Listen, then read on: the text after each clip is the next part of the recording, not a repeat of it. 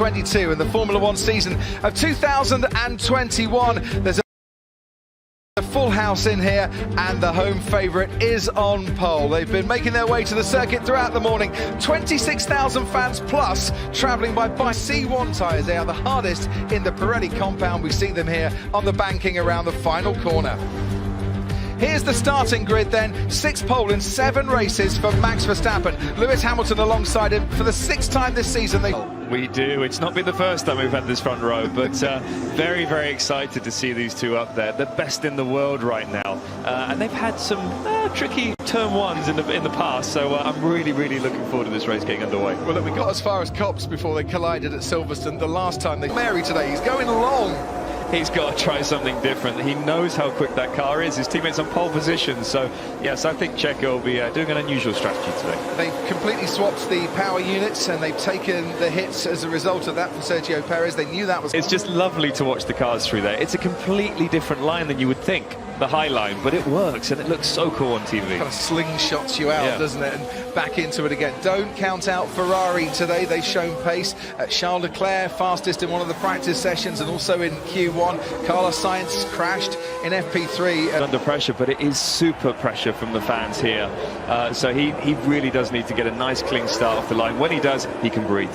Nicholas Latifi coming out of George Russell's garage because otherwise they'd have to come out. They'd push him back and he'd come out. It's lights out and away we go. Pretty even start from the front two. Verstappen does move over to cut off Lewis Hamilton. That gets a roar of approval. It is 1-2-3. Hamilton in second. Verstappen leads Bottas third. And round the first corner we go. The two Ferraris might be swapping places as Carlos Sainz comes under a bit of pressure as well from his teammate Charles Leclerc. Round the banking now, and that's the Alpine passer Antonio Giovinazzi and Fernando Alonso. Esteban Ocon has lost places, but it's a dream start for Max Verstappen as Giovinazzi gets on the grass and has to get his elbows out. Oh, that was a very simple off the line for them through there.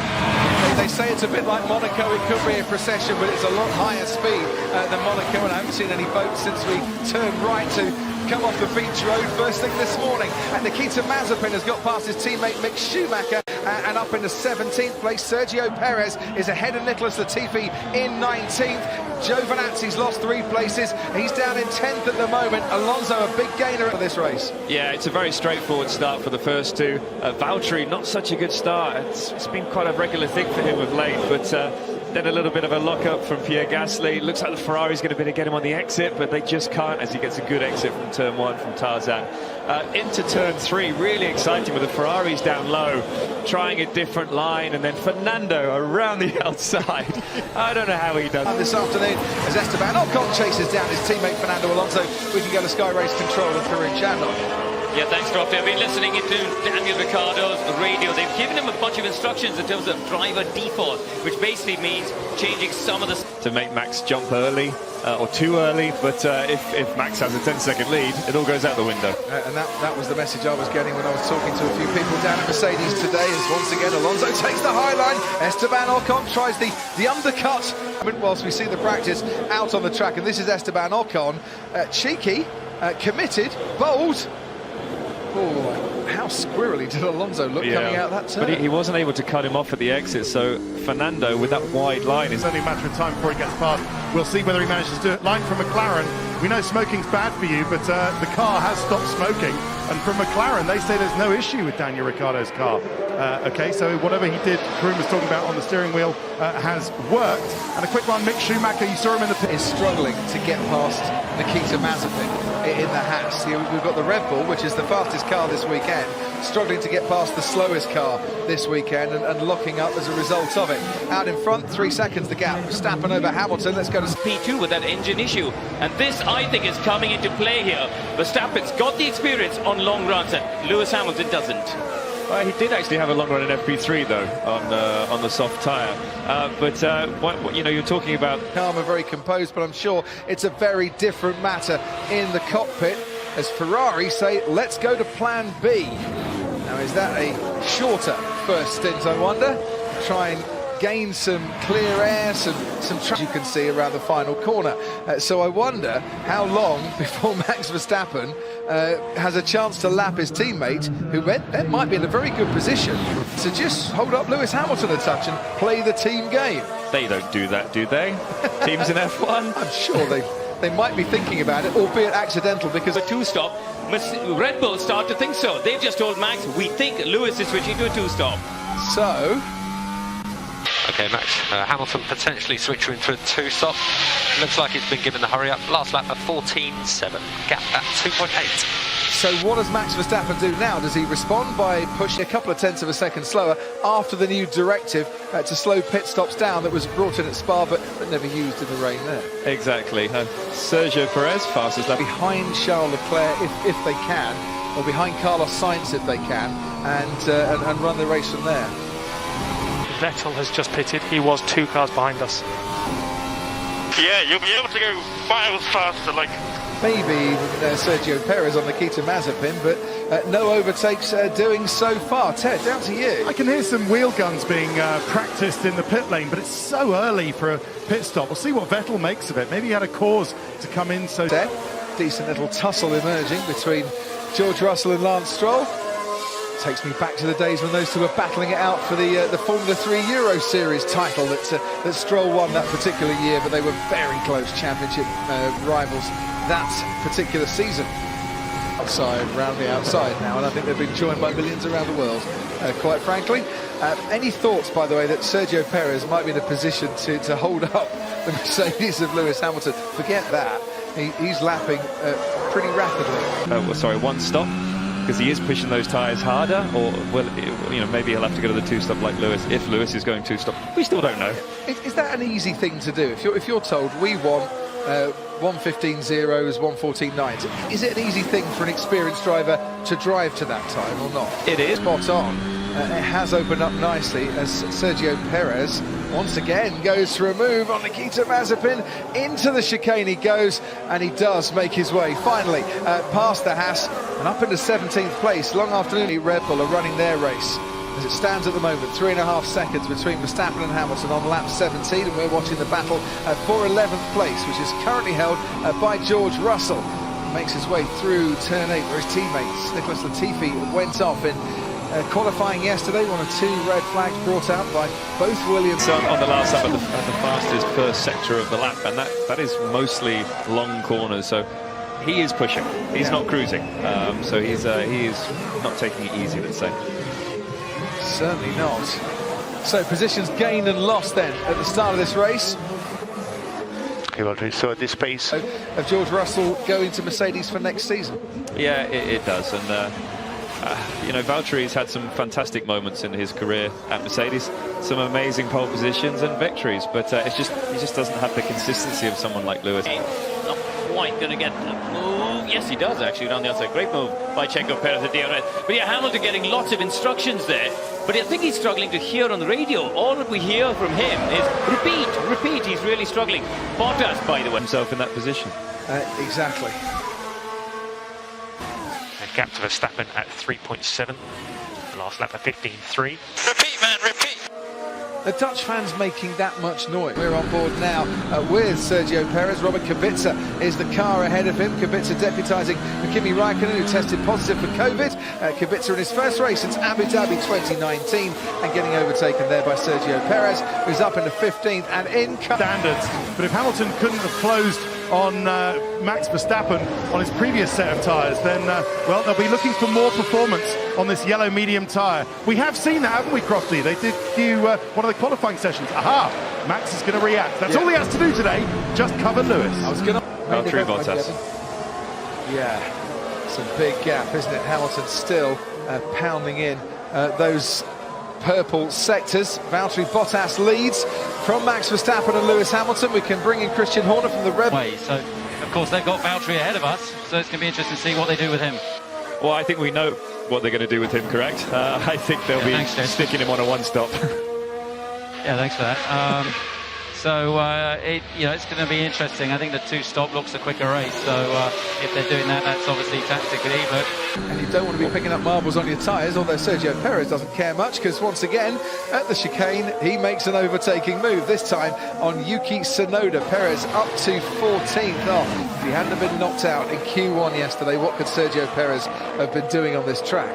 Well, it's just wonderful to see the amount of overtaking moves that we're seeing from Checo. He's fully on it, which is... And so far, it's not been too bad for the home favourite Max Verstappen. He might be in second place at the moment, but he has a pace advantage over his championship rival Lewis Hamilton, about 2 seconds clear as it stands, with Valtteri Bottas leading this race, because he hasn't come into the pits as yet. We're seeing a few more pit stops. Yeah, sorry, Valtteri, if you weren't fast enough to get involved with the Max and Lewis show, we're going to have to put you on a one-stop and see what you can do.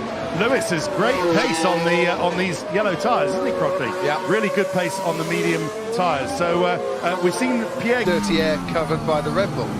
Exactly, yes. There's so many possibilities, and that's why we love this. There's so many options for the strategy, and possibly using Valtteri Bottas. Not saying they are, but possibly. If they are, Max knows that. Yes, but he won't say that on the radio, I don't think. But, that gives the game away a bit too much. It's just an added stress again. You know, when they had such pace coming into this weekend, Red Bull, and Max is lapping qualifying, and the pace that he had at the start of the race, suddenly it's really stressful for him because he's up behind Lewis Hamilton. Right behind car number 99, Antonio Giovinazzi almost got him at the pit stop. Yeah, that's the fight for P10 for that final point, so an important one.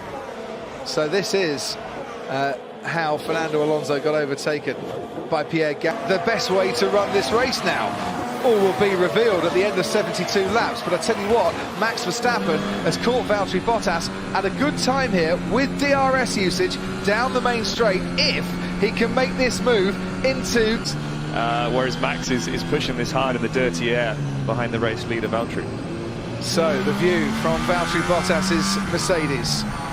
Former winner here, the only man in consecutive years to win the F3 Masters at Zandvoort, up against the man who also has won in the junior formula here in the F3 Masters 2004, down to just 7/10. And the biggest issue here is he had to go offline to overtake Valtteri, so he got all those dirty marbles along the pit straight on his tyres, and it takes a few corners to get rid of that. Well, we can see it once again coming off the banking he's called Mercedes were able to make.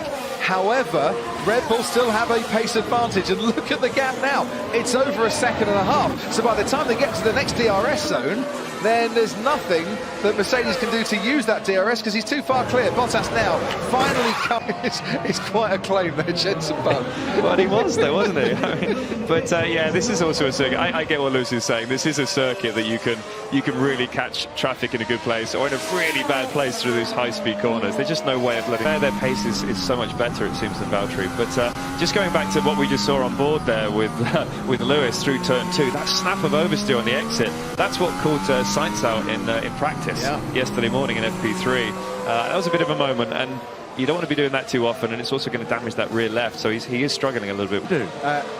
I'll tell you some George Russell news in a moment, Ted, as we actually watch him going around the outside of Robert Kubica into turn 1.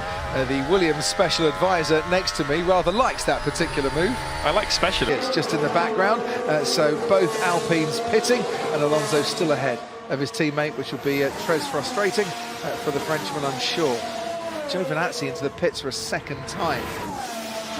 That's really early. Yeah. Very, very unusual strategy, but so they could use him to hold up Max and give Lewis an opportunity, or Valtteri might actually still have a chance in this race. And that's the key, but he needs to close that gap down a lot more. But there was too much going on. Before you did the Kravitz-style theory of good race strategy, but I only just got a text from Sauber. Sorry. That was a really good idea as well. Puncture. So that's ruined from great grid positions to terrible races come. Yeah. Unfortunately for Giovinazzi, had a puncture. Yellow flag being waved in the first part of the lap, and it's for Sebastian Vettel, is it? As he had a bit of a spin going through turn 3, certainly going very slow as we pick him up with Nicholas Latifi, who's now ahead of him in 16th place. Because he was the car having to take evasive action. Where do you go? Where do you go? Normally you just head straight to the scene of where the car is, but Vettel was stopping a bit slower than you'd normally see. Right, and then it rolled down, which was nice for Valtteri to get around the outside. But I think it's very possible. Karun. Yes, I think they're now thinking about bringing this next round of stops in early, because actually the gap between Hamilton and Verstappen, 2.6, it's not an impossible gap for an undercut. They can put pressure if they... Tyres that he was hoping to run for a lot longer. So, you pick Max Verstappen first if you're Red Bull. I think they felt they'd get him out ahead of Ricciardo there and he wouldn't have to fight his way through the back markers. I don't think they thought they'd get him out in front of Ricciardo, but they had to give it a go because Max will pit when he's just about to come through the second sector, which I'm sure will also be purple. We shall see. It is for Verstappen, 25-1. He's getting cheers from the grandstand every time he goes through there. Hamilton does look to be to you. I can understand why Verstappen's asking that, because historically it hasn't been a great tyre for Red Bull. They do prefer the softer tyres, and this is the hardest of all the tyres that Pirelli bring here, this white-walled hard tyre. So I can understand Max is a bit concerned. How many more laps he can go for? Well, they're hoping now, maybe for a safety car, cut down that pit lane loss and get Lando in and out and up to an unlikely points finish. He's actually on the same strategy as Perez, who's behind him. So those two are on similar strategies because Perez pitted really early in the race because of the flat spot on his hards. At the moment, 0.4 of a second on the last lap. Lewis Hamilton was slower than Max Verstappen, as we see Lando Norris pitting, coming back out in 11th and ahead of George Russell. Back to Korea. Yeah, further to that radio message drop, Lewis also saying he's not happy with his tyre choice. He thinks there's too many laps to be going on this tyre. Bluff and go, yeah, it might be a long way to go in this tyre. It might not be the right choice, but you've just taken about 0.8 of a second out of Max's advantage. However, I think Max has just had to get past Alonso and Ocon and lap them. Yeah, and Lewis is bringing in, a big haul of points at a lot of races. So, yeah, a great job by him. We haven't really talked about him too much because he's just been out there on his own. 7 seconds in front of the two Ferraris. There's still so much Whereas Lewis was never going to, so they had to take the risk of putting him into the traffic, hoping he would overtake those cars quickly, and that would make the difference. And now Lewis Hamilton has got past the Alpines to lap them. That gap between Verstappen and Hamilton and Daniel Ricciardo. They've switched them. Yes. So was that team orders? Well, if he overtook him on the straight, it was made easy by Daniel, yes, because Daniel doesn't give up places easily. Or was it just, I've got much fresher tyres there? It's great to see and feel the different views from these drivers of how this race should be run. McLaren have certainly got their strategy right in terms of Lando Norris here, though, because he's jumped up into the points, and by going very, very long with that first stint. And they're letting us know their feelings, or not letting us know, but letting the team know their feelings, and we get to hear it. It must be tough for Lewis in that position. Perez pits, and that frees Alonso and Ocon, and in the middle of that, he is going to be right in the middle of that. So Russell, ahead of Perez, was obviously told to put the hammer down by the Williams team because they could see what Red Bull were up to, and it's kept 11th place then for George Russell. Perez has got some overweight beyond there somewhere. But hey, anyway. And then setting a fastest lap. Yes, for the full house double in the bingo. But you're talking about the Alpines we're watching now. What it's meant is that Leclerc and Sainz have been given a bit of an unchallenged race, haven't they? The Ferraris haven't been challenged by the Alpines behind them. They can't get close to Gasly. Restop in Formula One. There's a very good question. I will find a 3-stop to win a race. Yes. Right, I'll find it out for you in a moment. We are looking into it right now as Bottas goes past Fernando Alonso, and that's not for position, that is lapping. The gap now... 3 laps old. I think he'll have great pace on that tyre at the end of this race when the circuit's gripped up, low fuel. So there's every opportunity with a 3-stop he could still challenge Max. What's Perez doing at the moment? Of course, he's on the soft tyres, a 1:13.5 on his last lap, Serge.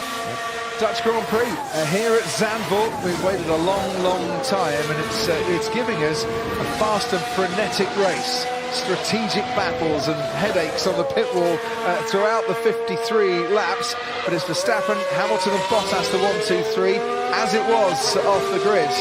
For the race of 14.9, half a second up on Ocon, so he's it's time to switch it on. He knows that Norris is coming. So Alonso and Ocon 7th and 8th at the moment. Fernando Alonso starting this race in 9th. Because what Pete Bonington's got is a lot of people in his ears monitoring sensors on the tyres, telling him information that actually it might be an idea to try and slow your driver down a bit. Sergio Perez has got past Daniel Ricciardo. He is 10th. Ricciardo didn't hold him up for too much longer, quickly down to 10. It was an absolutely very funny. Yeah. I'm sorry, I'm straight back on this battle at the front. Yeah. But it's so nice to hear the engineers. They have all the information and they've done all the simulations. But Lewis wants to race, and that's what's great. And I think that's why we're loving this battle between Max. There you go. Told you I'd find the answer. Fantastic. How do you do that? You're a good multitasker. But for once in my life, yes, only on a Sunday afternoon, to be fair. So we've lost Tsunoda and Mazepin from this race, the only two retirees. Verstappen lapping cars at the right time once again, as far as he's concerned. Yeah, that was a pretty good one, and he should get a nice toe off of the Williams in front, as will Lewis with the Alfa Romeo. So it's not going to come into play too much here, which is a good thing. That wear. What were we told by Andreas Seidel, the McLaren team principal? It's not graining here, and it's not degradation as such. It is just wear and tear through these banked corners on these tyres. Yeah, I mean, it's a lot of wear and tear. Tauri have given Pierre Gasly a mountain to climb. Gasly on the medium tyre, trying to make this one-stop work, but the Ferraris on the more durable hard tyre behind them. Leclerc is catching Gasly bit by bit. Gasly's going to do well to hang on to P4 by the... Yeah, the hard, the medium and the soft are all tyres that are working around the circuit, which is really unusual. Normally one is too aggressive in one way or the other, either too hard or too soft. Good scrap going on here. Lance Stroll and George Russell. Stroll would love to pass him on the track, but he's going to be ahead of him come the end of the race, unless he makes a mistake, because the 5-second penalty for George Russell. Decent scrap going on up ahead. There's always two sides to one coin. Absolutely. Thank you, Ted. Here's the state of Lewis Hamilton's front left. It's the front left that gets the pounding here, isn't it? It is, through those high-speed corners. One little battle that we haven't mentioned is Fernando Alonso and Carlos Sainz. So catching Lando Norris. So, how does Lando Norris defend this one? Well, Lando's on the hard tyre, Checo Perez is on the soft, so very, very different tyres. You can see the different lines that they're able to take through there. It's great to see. But no, this is a tricky one. I mean, if Checo... so they're going to take a big advantage going to their home race in Italy in a week's time.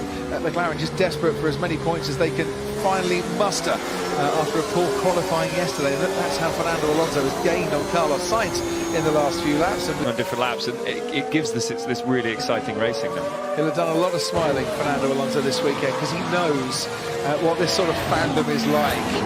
Formula One exploded, didn't it, in Spain when Alonso came onto the scene. And in this particular battle, as Perez very much got his elbows out, and well, you can see the advantage just metre by metre. Perez extending now ahead of Lando Norris just in a few corners, and that means again there's Lando Norris trying to push him wide, and that was wheel to wheel.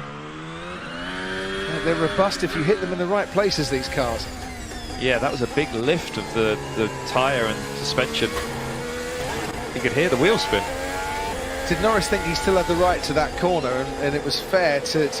One, we're not going for fastest. Why not? So Lewis.